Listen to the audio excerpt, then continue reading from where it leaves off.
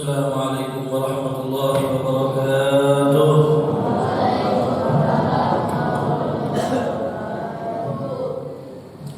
Allahu Akbar, Allahu Akbar, Allahu Akbar, Allahu Akbar, Allahu Akbar, Allahu Akbar, Allahu Akbar, Allahu Akbar, Allahu Akbar, Allahu Akbar kabira. Alhamdulillahi katsira, subhanallahi bukratan wa asila. La ilaha illallah wa la na'budu illa iyyah, mukhlisina lahu ad-din walau karihal kafirun.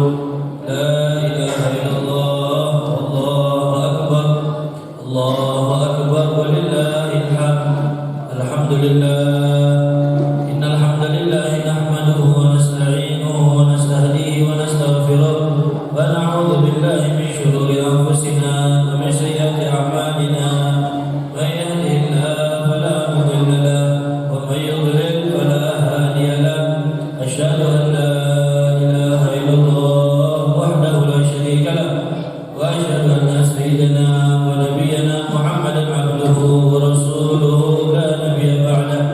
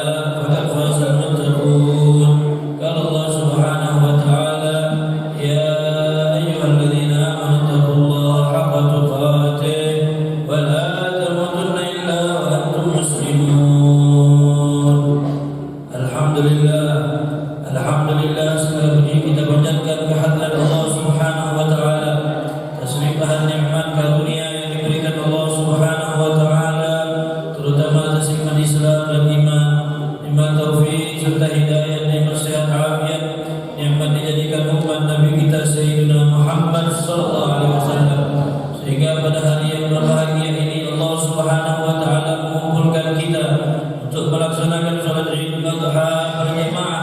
Mudah-mudahan amaliyah kita pada hari ini diterima Allah Subhanahu wa taala. Amin ya rabbal alamin. Allahu akbar, Allahu akbar, Allahu akbar, walillahil hamd. Ma'asyiral hadirin wa zumratal mu'minin rahimakumullah. Hari ini adalah hari besar bagi kita umat Islam, terutama bagi orang yang melaksanakan ibadat haji dan juga melaksanakan daripada menyembelih hewan kurban. Maka oleh sebab itu pada hari yang mulia ini Allah Subhanahu wa taala melipat gandakan berbagai daripada pahala ibadah. Maka dianjurkan di dalam hari yang mulia ini kita memperbanyak ibadah daripada membaca Al-Quran, daripada berzikir kepada Allah, bersolawat kepada baginda Rasulullah sallallahu alaihi wasallam, serta menyambung silaturahmi, berbakti kepada kedua orang tua, bersedekah dan ibadah yang lain. Akan tetapi satu amal yang paling istimewa pada hari ini adalah hari yang mana dikatakan Rasulullah amalannya adalah menyembelih hewan kurban, sebagaimana Rasulullah sallallahu alaihi wasallam bersabda, "Ma'akala Adam yauman nahri ahabbu ila Allah min ilaqatid dam." Tidaklah seseorang beramal daripada amal ibadah pada hari lebaran yang lebih dicintai daripada mengalirkan darah hewan kurban. Maka hewan kurban tersebut akan datang pada hari kiamat menjadi saksi di hadapan Allah Subhanahu wa taala. Ma'asyiral hadirin wa zumratal mu'minin rahimakumullah. Sesungguhnya Allah Subhanahu wa taala berikan pahala berlipat ganda bagi kita umat Islam pada hari ini. Allah Subhanahu wa taala mencurahkan rahmat kasih sayangnya sehingga tidak ada satupun manusia pada hari ini yang datang tulus kepada Allah Subhanahu wa taala mengharap daripada rahmat Allah, kecuali mereka semua akan dirahmati oleh Allah Subhanahu wa taala. Hadirin wa zumratal mu'minin rahimakumullah. Akan tetapi sayang sekali ada beberapa golongan manusia walaupun melewati hari lebaran tidak akan mendapatkan rahmat daripada Allah Subhanahu wa taala. Ada 3 golongan manusia yang melewati lebaran tapi tidak mendapatkan rahmat daripada Allah. Yang pertama adalah aqul walidain, orang yang durhaka kepada orang tuanya. Seorang anak yang durhaka kepada orang tuanya, walaupun dia beribadah pada hari lebaran ini, tidak akan mendapatkan rahmatnya Allah Subhanahu wa taala. Na'udzubillahi min dzalik. Rasulullah sallallahu alaihi wasallam bersabda, "Mal'unun man aqta walidayhi." Dilaknat oleh Allah seseorang yang durhaka kepada kedua orang tuanya. Dia tidak mau taat kepada kedua orang tuanya, tidak mendengarkan nasihat mereka, tidak mendengarkan daripada ucapan mereka, bahkan membantah, berani melawan daripada kedua orang tuanya. Maka orang tersebut walaupun beribadah di hari ini, maka mereka tidak akan mendapatkan rahmat kasih sayang Allah Subhanahu wa taala. Oleh sebab itu hadirin rahimakumullah, marilah kita berbakti kepada kedua orang tua kita, baik yang masih hidup ataupun yang meninggal dunia. Datangilah mereka, cium tangannya, cium kedua kakinya, mintalah keridhaan kepada mereka. Sesungguhnya surga kita tergantung kepada keridhaan orang tua. Bahkan Rasulullah sallallahu alaihi wasallam beliau menyatakan bahwasanya dalam hadis qudsi Allah Subhanahu wa taala berfirman, barang siapa yang membuat Allah murka tetapi dia membuat orang tuanya ridha, Allah murka kepadanya. Tapi orang tuanya ridha, maka Allah akan ridha juga kepada dia. Dan sebaliknya, barang siapa yang membuat ridha kepada Allah, membuat senang daripada Allah, tetapi membuat murka hati kedua orang tuanya, maka Allah pun murka kepada anak tersebut. Na'udzubillahi min dzalik. Tidak ada satu ibadah setelah tauhid yang selalu digandengkan oleh Allah melebihi daripada berbakti kepada orang tua. Allah Subhanahu wa taala manakala memerintahkan hamba-Nya beribadah bertauhid kepada Allah, pasti Allah menggandengkan setelahnya birrul walidain, berbakti kepada kedua orang tua. Maka oleh sebab itu ulama menyatakan, kenapa berbakti kepada orang tua selalu disandingkan dengan ibadah tauhid kepada Allah, padahal tauhid adalah ibadah yang paling utama, namun setelahnya berbakti kepada kedua orang tua. Maka beliau menyatakan, Syekh Sa'adul Kamali, sesungguhnya semua ibadah yang dilakukan seorang hamba, baik itu salat, baik itu zakat, puasa, haji dan ibadah lainnya, tidak akan diterima oleh Allah Subhanahu wa taala sebelum hamba tersebut berbakti kepada orang tuanya, sebelum dia mendapatkan ridha restu orang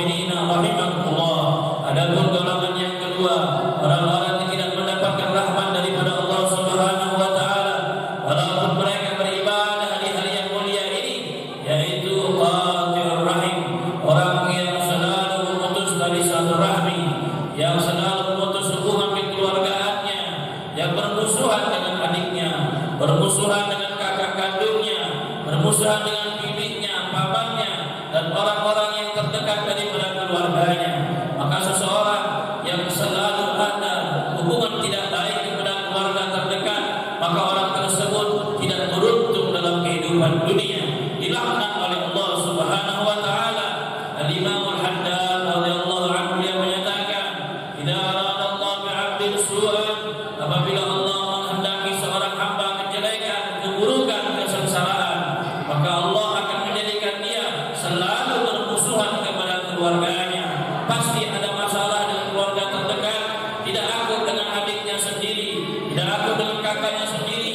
Masalahnya ada saja, baik masalah harta, masalah warisan, masalah tidak dihormati, tersinggung dengan ucapan dan lain sebagainya. Maka orang tersebut dikehendaki oleh Allah tidak mendapatkan kebaikan dunia dan akhirat. Bahkan Rasulullah SAW dengan tegas menyatakan, "Qati'ur rahim mal'un." Allah Subhanahu wa taala melaknat, yaitu tidak memberikan rahmat kepada seseorang yang putus silaturahminya. Maka oleh sebab itu hadirin yang dirahmati Allah, pada hari yang mulia ini, marilah perbaiki hubungan kita sesama orang terdekat terlebih dahulu. Suami minta maaf kepada istrinya, seorang istri meminta ridho suaminya, seorang adik meminta ridho, meminta maaf kepada kakaknya, seorang keponakan yang tidak akur dengan bibik pamannya maka datang ke rumahnya, minta halal, minta ridho, jangan sampai tidak mendapatkan rahmatnya Allah Subhanahu wa taala. Na'udzubillahi min dzalik. Al-Imam Al-Allamah Al-Habib Salim bin Abdullah Asy-Syatiri radhiyallahu anhu beliau meriwayatkan satu perkataan, "Qati'ur rahimi mal'unun walau mata fi jawfil Ka'bah." Orang memutus silaturahmi selalu dilaknat oleh Allah, tidak mendapatkan rahmat dari Allah walaupun meninggalnya di dalam Ka'bah, meninggal dalam keadaan ibadah, sujud kepada Allah, meninggal di tempat yang paling mulia di Ka'bah, di depan Masjid Allah, tetapi masih ada hubungan tidak baik dengan keluarganya, maka orang tersebut tidak mendapatkan rahmat Allah. Pantas Imam Ibn Hajar menceritakan suatu kisah, ada seorang yang saleh melaksanakan ibadah haji, kemudian dia menitipkan hartanya kepada orang yang amanah. Orang amanah tersebut yang dikenal di kampungnya adalah orang yang selalu menjaga amanah. Maka dia titipkan harta dengan jumlah yang sangat banyak, lalu dia melaksanakan ibadah haji. Setelah pulangnya dia melaksanakan ibadah haji, dia datangi rumah orang tersebut untuk mengambil kembali hartanya. Setibanya dia di rumah orang tersebut, dia dapatkan orangnya sudah meninggal dunia. Maka dia tanyakan kepada anaknya, "Mana harta saya yang saya titipkan kepada orang tua kalian?" Maka anaknya menyatakan, "Ayah kami tidak pernah menceritakan soal harta." Maka dia bingung karena ini harta yang jumlahnya sangat banyak sekali. Maka dia bertanya kepada para ulama yang ada di tempatnya. Lalu ulama tersebut menyatakan, "Apabila engkau malam hari datanglah ke sumur Zam-Zam. Di sana engkau teriakkan namanya, engkau sebut namanya, engkau panggil namanya. Maka kalau dia orang yang soleh, kalau dia ahli surga, dia akan menjawab panggilan pertama daripada engkau." Maka tiba di malam hari dia datang ke sumur Zam-Zam dan lalu dia panggil, "Ya fulan ibnu fulan." Panggilan pertama tidak menjawab, yang kedua tidak menjawab, yang ketiga pun tidak menjawab. Maka dia datang kembali keesokan hari kepada ulama, "Sesungguhnya orang yang saya panggil tidak menjawab." Maka ulama itu menyatakan, "Na'udzubillah, nakhafu min sahibika ayyakuna min ahlin nar." Kami takut yang engkau ini percaya adalah orang ahli neraka, bukan ahli surga. Maka dia bertanya, "Bagaimana saya mencari orang ini sedangkan saya ingin harta kami balik kembali dengan jumlah yang sangat banyak?" Lalu ulama itu menyatakan, "Datanglah ke Yaman, di sana ada sumur namanya Wadi Bahrut." Maka Bi'r Bahrut ini adalah kumpulan orang-orang ahli neraka dan fasikin wal mujrimin. Maka panggillah nama dia di sana. Dia bergegas dari Mekah pergi ke Yaman karena ingin uangnya kembali. Sampainya di sumur Bahrut tersebut, dia berteriaki namanya, "Ya fulan ibnu fulan." Maka panggilan pertama dia langsung menjawab. Ternyata orang tersebut berada di sumur Bahrut. Kemudian lalu dia bertanya, "Mana harta saya yang saya titipkan kepada engkau?" Lalu dia menjawab bahwasanya hartamu saya simpan di belakang rumah, ditanam, karena saya tidak percaya kepada anak saya. ditanam, dikubur supaya tidak ada yang tahu. Maka orang tersebut langsung bergegas.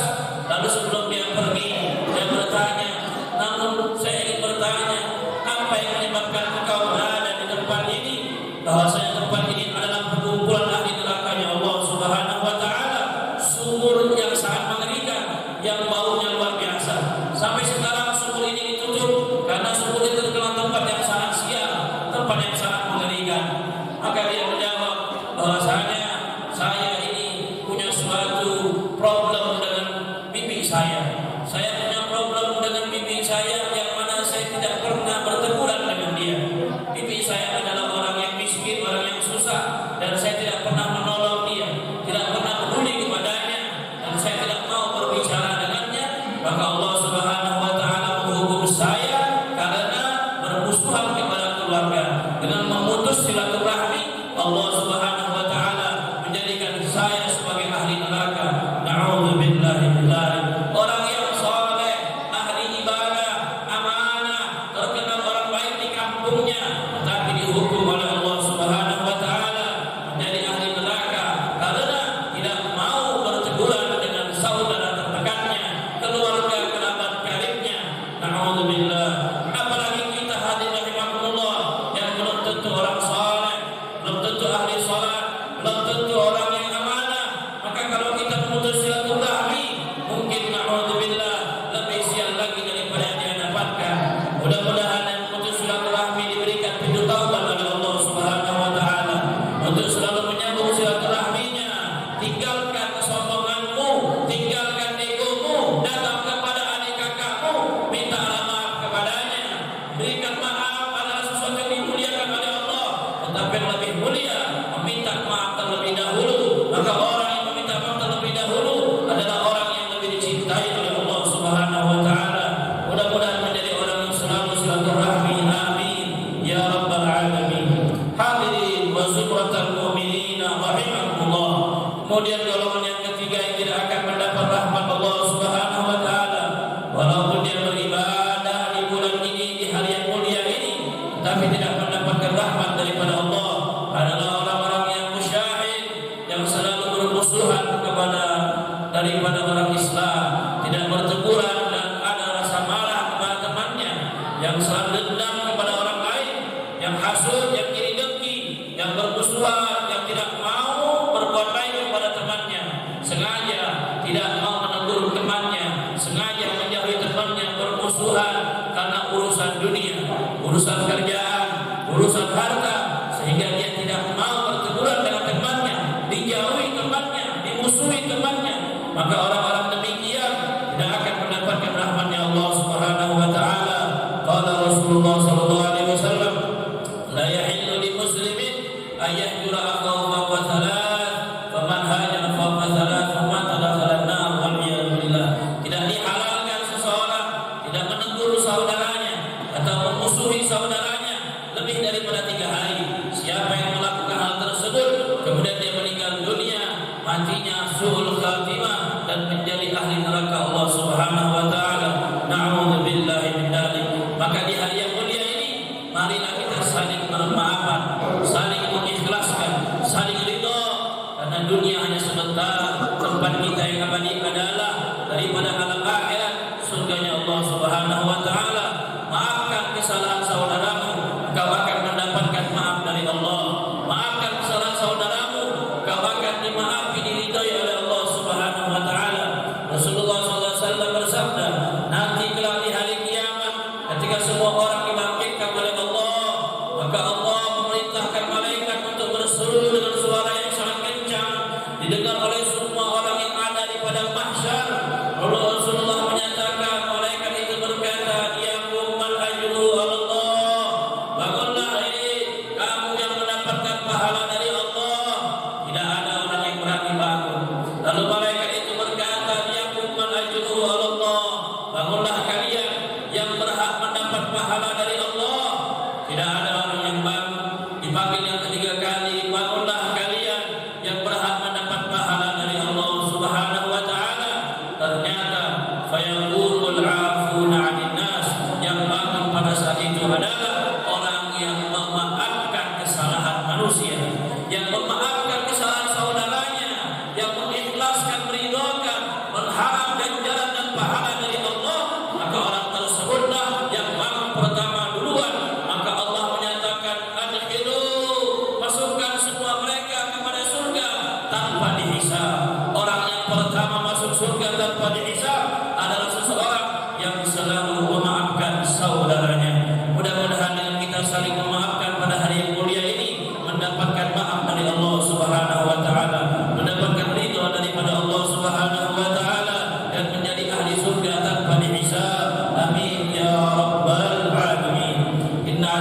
الأعلام كلام الله الملك العلام.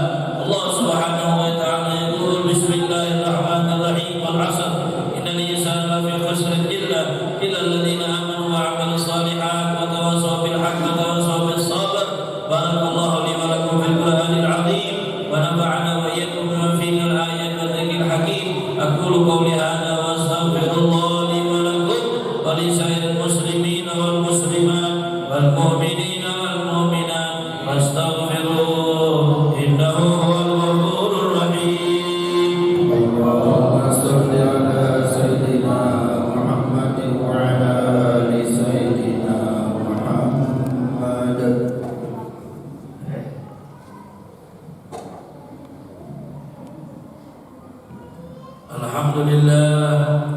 الحمد لله حمدا كثيرا كما أمر.